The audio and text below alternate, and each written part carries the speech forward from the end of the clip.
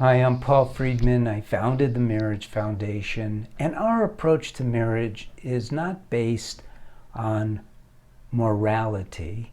Of course, morality is involved. You cannot go through life without a moral compass, and it has to be correct.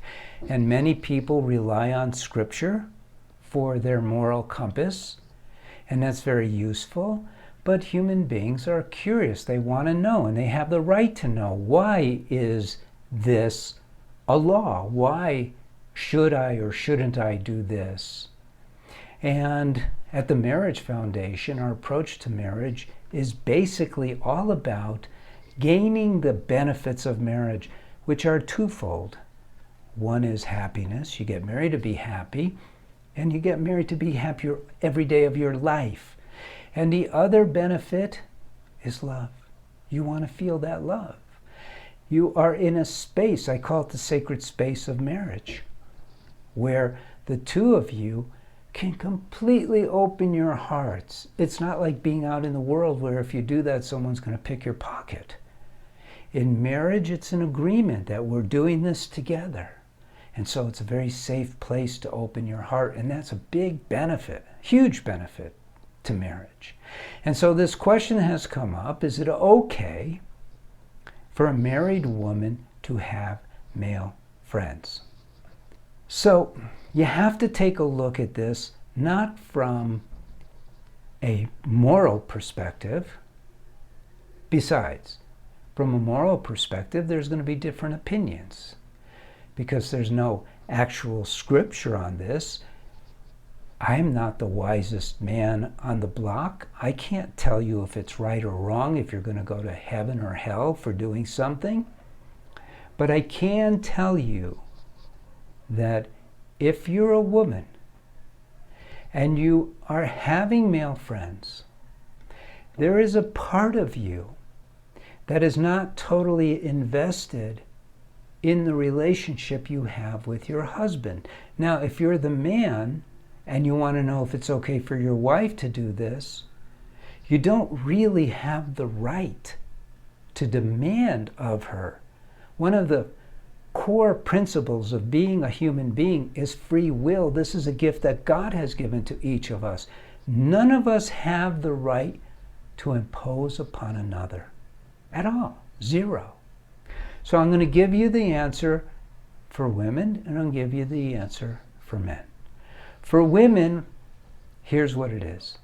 It means you're not getting out of your marriage what you should. Not what you think you should, but what you should. It's not fulfilling. And so, in your subconscious mind, you are entertaining that male energy as part of your fulfillment overall.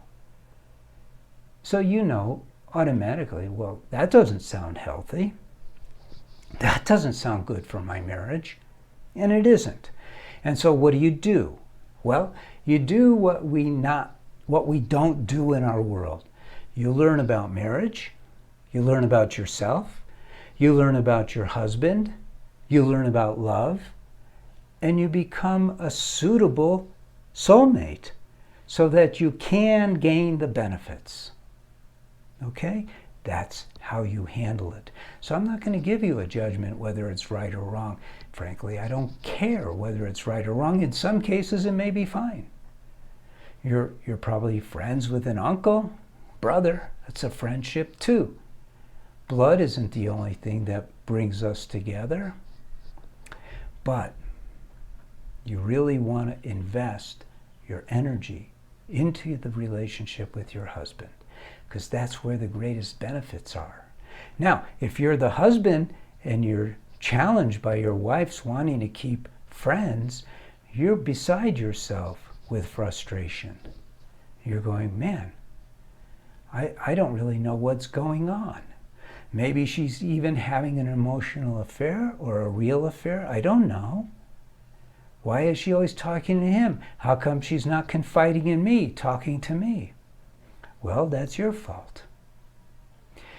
Your job as her husband is to present so much love, so much security, so much happiness in your relationship that the last thing she wants to do is look at other men, talk to other men. In fact, doesn't even want to hang out with other women. But you're not. You're coming from a moralistic point of view, a right and wrong point of view, and that doesn't work because it's an imposition on her. You know, if you, and this is not to say she's a dog, of course not, but when you have a pet, you don't win over your pet's love through beating it, through forcing it. You win your pet's love through nurturing, giving it the food it likes, pets, loving. And that part of us is true in an animal, it's also true in ourselves. Chances are, because this world is so messed up, you actually display anger to your wife. And if she has a male friend, chances are he never displays anger towards your wife because they're friends. So here you have someone who's just a friend who never displays anger. Here you are, her husband, and you display anger. This is not hard to figure out. So what you need to do is you need to learn about marriage.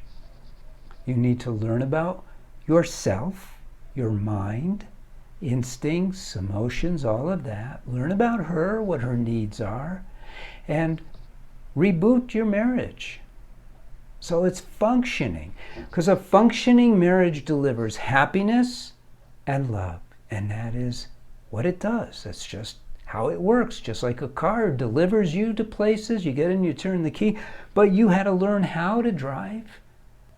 You never learned how to be married.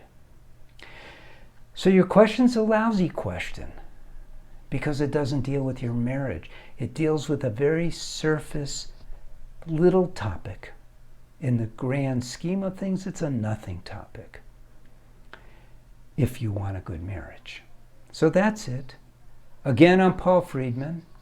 I founded the Marriage Foundation so that everyone could learn how to have happiness and love in their marriage. Visit our website. See what we have to offer. And subscribe to the channel so you can learn about marriage the right way. God bless you. Thank you for spending time. Take care.